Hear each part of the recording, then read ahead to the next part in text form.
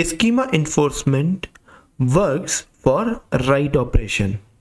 It's gonna delete all the operations which are not compatible or not matching with your target table or destination table. There are certain issues we had talked about these scenario in previous session. In this video, we will talk about schema evaluation in Spark streaming. If you go down in documentation in Databricks, you will find what is schema evaluation. Schema evaluation is a feature that allows user to easily change a table's current schema to accommodate data that is changing over time, which means you will have to change according to your need whatever is there in your target column. We will see this hands-on in our Databricks. For this, I have already created a compute resources which is given here. You can see this is my compute resources. When I'm gonna check this compute resources, this would be combined with my workspace, which my notebook. Here I'm going to write some notebook. First, I'm going to delete everything existing database and folders consisting of old checkbooks, checkpoints and updated tables. For this, I'm going to write previous command. This is dbutils inside users hive warehouse streaming. Let's see where would you find these tabs. Click on catalog here, click on dbms, dbfs. Here you can see streaming folder is there inside this file store. If you go back here inside this file store, you will find this streaming folder which we created in previous session. Also, we can see inside this users, you can see inside this user we had hive, and here you may have this warehouse, and this streaming or stream database is also there, and we can see certain checkpoints are there which is relevant to previous streaming and Spark streaming part.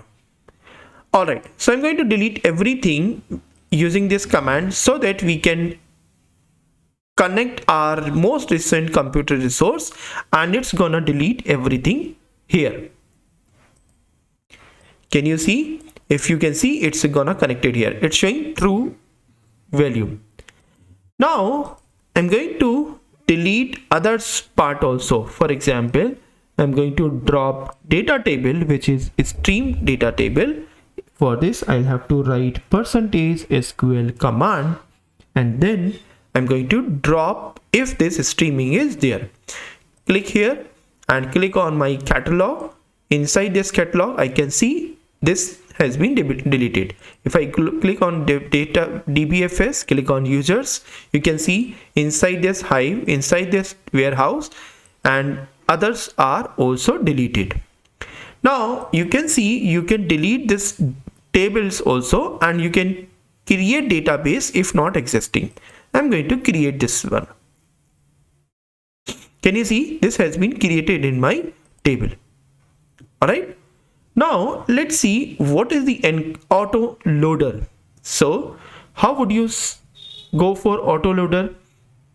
How autoloader is going to perform here? I'm going to write this text. This would be autoloader. Let's make a heading here. So how this autoloader is connecting, you can go here and see what kind of impact is there. Okay, so in this session, let's now see about the autoloader. Let's first understand what exactly is the need of the autoloader before directly going to the definition. So in the real-time project, we will always have cloud storage where it is going to store our files. So in order to implement Medallion architecture or Lakehouse architecture, we will generally read these files from cloud storage to bronze layer. And from the bronze layer, we are gonna from the bronze layer, we are going to do the silver layer and gold layer and the downstream transformation in a Medallion or Lakehouse project. Now, in order to get these files from cloud storage, which is like Azure Data Lake in Azure or a Lakehouse project, and we need to ingest the cloud files or the files available in the cloud storage to bronze layer. So this would be very practical approach. Then we are using these files. So in order to ingest these files, you need to take care of many things. You need to ingest these files incrementally. So you can see these files are there. Here we have dvfs, and inside this you can go back here. So many files are there. Okay. We need to ingest these files incrementally, and there can be billions of files inside the cloud storage. So you need to build a custom logic to handle the increment loading. And also this would be quite complex task for any data engineer to set up an incremental load. Now we also need to handle the bad data.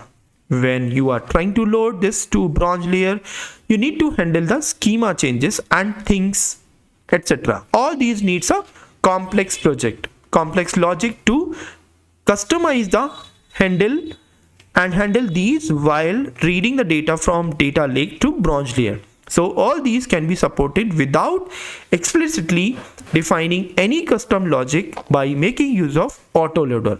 This is why we need Autoloader in Databricks. So Autoloader is a feature in the Spark streaming which can handle billions of data incrementally, and it is best suited Autoloader tool to load the data from the files in the cloud storage to bronze layer. I hope this is enough for my theory part. Okay. Now go back to your hands-on. What kind of hands-on we can perform here? Okay, let's move to the hands-on here. We have already dropped these tables, and let's create a fresh folders in this directory. And we can also create these directory manually. How would you creating these directory? Let's go back here. Inside this dbfs, you will find this one is the location. Here I'm going to create this file. Inside this file storage, I'm going to upload some file. So for example, this file storage is there, and then upload folder is there, and then I'm going to create this streaming folder, and let's upload any random file. I'm going to upload this first file. Okay, now here we have these folders, and this is my correct folder. Okay, now I'm going to give this path to my source directory. Here you can see this would be my source directory, and inside the dbfs file streaming, this would be my address. And I'm going to run for my schema location. So what is role of a schema location? I'm going to write some Spark code to read this streaming. Here you can see this is read stream, and format cloud files are there, and then cloud files format is CSV, and cloud files schema location is also here. Now what is role of schema location here? So the schema location path is required because first, when it is trying to read the file, it is going to understand the schema of this particular data frame. So Autoloader will first try to load the 100 files or the first 50 GB files, and it is going to conclude that it is the schema which it is going to expect. So it will just execute this code to read that schema or get that location only. Okay, if you see the output, every column is string here. Can you see? Every column is in string format, which means it is just storing the schema location. You can see every column is a string. Although we have the integers in the citizen columns, and the reason is you are just storing the schema location, but you are not inferring the schema here. So infer schema is something you need to tell what schema that is present in this CSV files. When we are using infer schema, it is true, then it will reflect correct data type of each column. So I'm going to include one more PySpark code. Here I'm just reading this part here. I'm just reading this part, and along with the schema location, I'm also including this infer schema as true. Let's make it true. Can you see now this is showing everything is in string but citizens in integer format. Also you can see this rescue data which we will discuss in upcoming session. This rescue data is also present here, but it is actually not present in our CSV file. We will see in upcoming session. Let's see what's the content of this source directory. Inside this source directory we had schema infer. If you go back here inside this streaming, and here you can see this streaming is there, and inside this schema infer is there. Can you see this schema is also here? Can you see this one file is there? If you will open this file, you will find this is something called copy path, and you can see this is one file available. Let's see what's the ingredient of this schema infer. Only one file is present whose name is schema and size is 0. Okay, let's see what's the ingredient of this file inside. What's inside this schema underscore schema. I'm going to run this file and going to paste this one and run this file. You will find this is consisting only one file whose name is 0. Okay, so you can see in UI in DBFS as well that we have only one file with 0 naming. Let's see what's there inside this file which is named as 0. So I'm going to run this code, and inside this code you will find this is the correct JSON file. So this would be my JSON file, and I'm going to run this file. Can you see this is showing type, struct, field, name, type, and everything is showing here, and this version is null. So this is first version. There is reason it's showing first, and metadata is there. Other part is also there, and partition schema is nothing. So this is data schema, and it's going to display everything here. Let's see what will happen if you will add some schema hints in this context. I'm going to add this context and just running this schema hint. You can see this would be my schema hint. So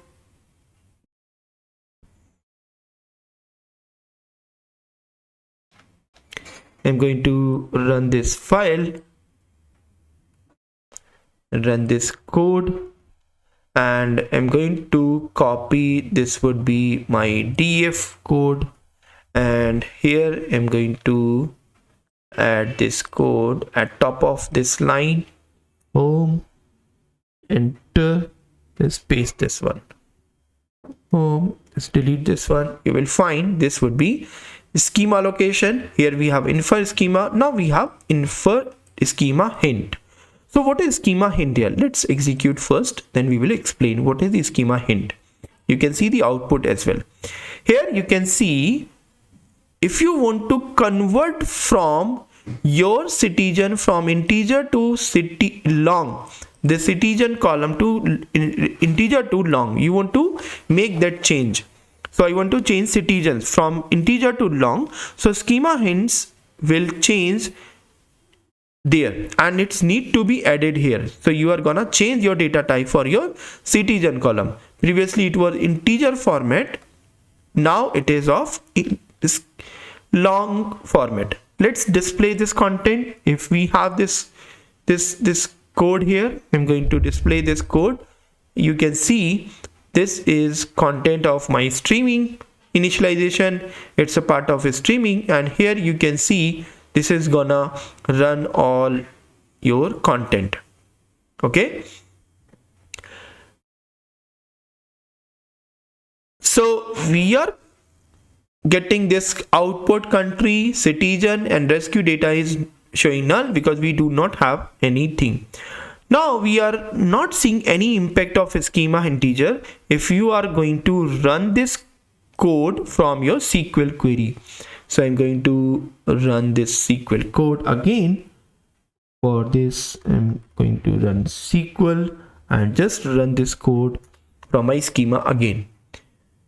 can you see when I can see this schema, this is showing schema 1, and I'm going to display this schema 0, and I'm not going to see anything here. So what is the impact here? Which means if you can see, it is still showing as integer for citizens. So schema hint is something. It is going to explicitly define the data type of this column. That doesn't mean that it is going to change the data type entirely in the schema level or the schema location. So this is one of the option which is present in this particular auto encoder. Okay. Now here we want to see, can you see it's showing everything here? And if you want to see this schema, and here we are looking everything in a same format. Okay, so here you can see data type is a string, country type is a string. If you go down, the citizen is name is citizen, type is integer. So this is not gonna impact, so it's not changed in a original way. Let's see what is schema evaluation. How would you find this schema evaluation? I'm going to make this code and making some schema evaluation here. So to add an extra option in cloud file schema evaluation mode, I'm going to run the original file, and here I'm going to run this schema hint with schema long, and then rescue data column is rescue data, and here you can see schema evaluation is rescue. So whatever will be there will impact over here. I'm gonna run this code. So now upload, I'm going to upload something new. Here you can see this is string long and string data set here. Okay, now I'm going to upload some new data here in this location. Go back here. Inside this streaming, I'm going to upload with this.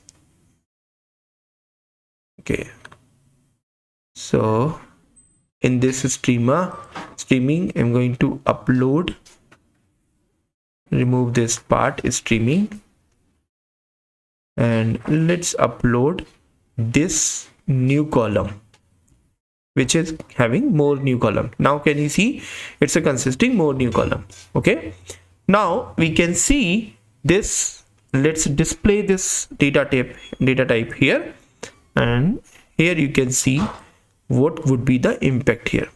It's starting in a stream initialization, and can you see no data is showing here. Okay, why? Because it's not showing anything here. Okay, if you want to display here, you can run this code again, and now you can see this is showing year and month integer, and now you are gonna display this part. Can you see this would be new column inside your rescue data, and also showing what would be the content and what would be the new column address. Rest is showing null. Okay, now I'm going to select this data set again, this SQL file again, so that we can see this would be SQL query, and here I'm going to display the same file here. Can you see this is showing the same country with a string, and if you go back here with this name is integer data type, and this would be the column here. Okay, so this is how you can infer that what kind of values are there. Now I'm going to display some other part, would be the schema here. Let's see what kind of values are there. Let's run this part. Here you can see now two files are there, name 0 and name 1. If you go back here inside also, you can see previously we had only one file with name 0. Now we have two files here, which means something happened, something appended here. You have appended something, new columns are being inserted here, which means you have some evolve schema is there. Okay, so first part we have done for my schema evaluation. I'm going to add a default column here. So what would be the default column? So this would be your default column. Okay, so now in in the next part, I'm going to add a new column with default. So I'm going to add this text box. So I'm going to add a new column here. This would be default option. So I'm going to run this Spark code for my default option. Here you can see this would be your schema location with infer schema column type is true, and here we have schema hint is citizen long. So this would be your schema location, this would be your infer column types, that is true, and I'm going to add new column here.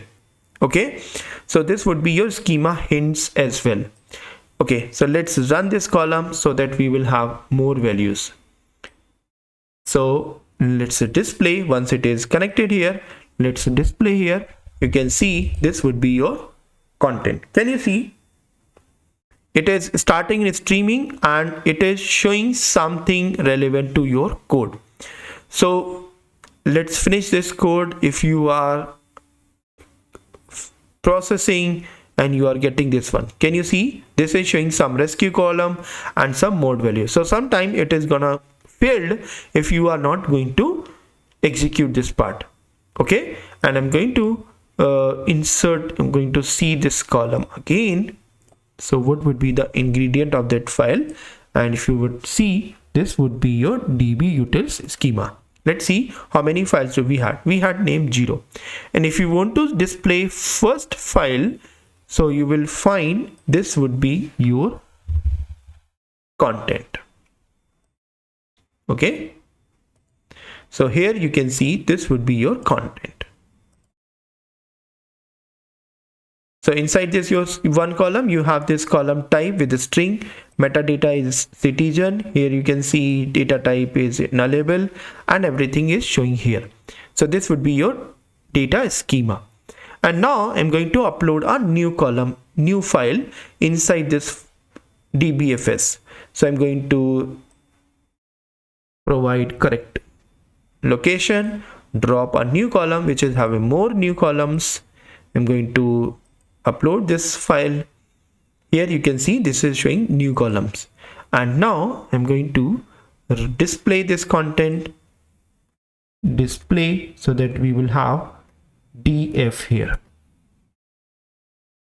If you will find, it's a starting in a streaming initialization, and you can see this is showing nothing, and gradually it will show your part. So let's pause for a moment to discuss any Spark jobs. You can go back here and you can see more numbers are going here. Can you see? Now it's showing added more numbers here. Previously we had these numbers. Now you can see these numbers are showing here. It's still running your job, and it's going to add here. Okay, and it's going to add more numbers also. It's still running. It's not a stop here. Okay, now in the third, meanwhile it's running, you can go back into next topic, which is fail or new option. So I can run this part where I can add another option. This would be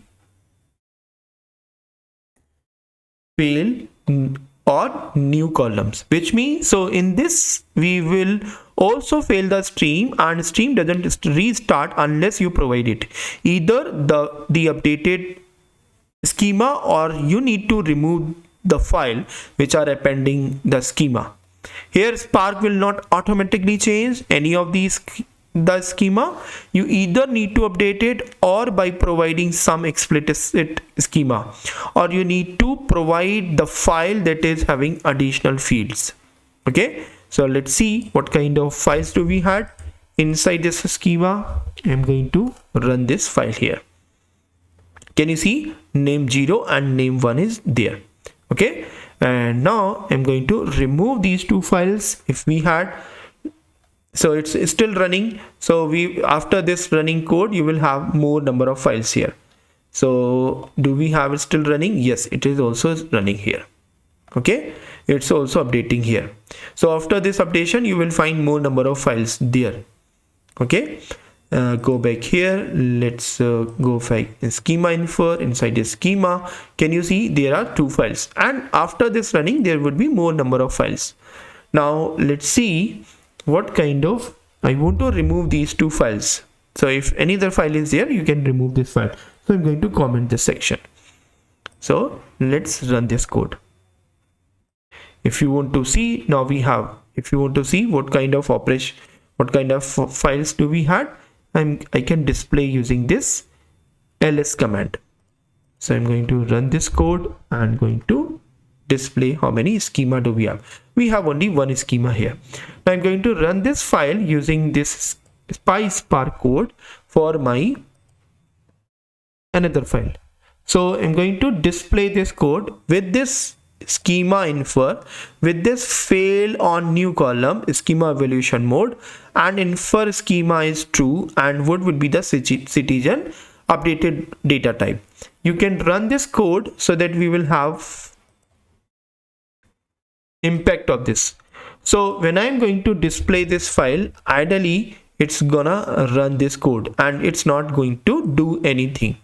If you are gonna display anything, ideally it must show any error because it's showing in streaming, but it's showing something, which means it's showing something because it's got failed because we are having different kind of schema. So which means whatever you have is not going to perform, perform because you have different kind of schema here.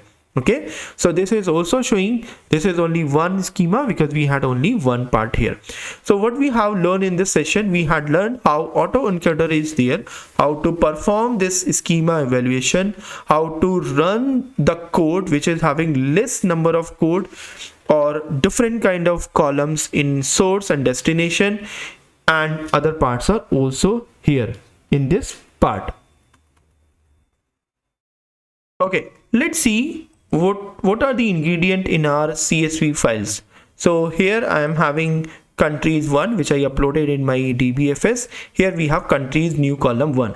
So let's see, first in countries 1 we had only 2 columns, countries and citizens. If we talk about second file which I uploaded there, with this name is countries new column 1, which is country, citizen, year and month. So here we have 4 columns which is showing different data type. So this is the responsibility of schema evaluation, what kind of source and destination value. Thank you so much for watching this video. In the next video we will talk about more concept. Thank you.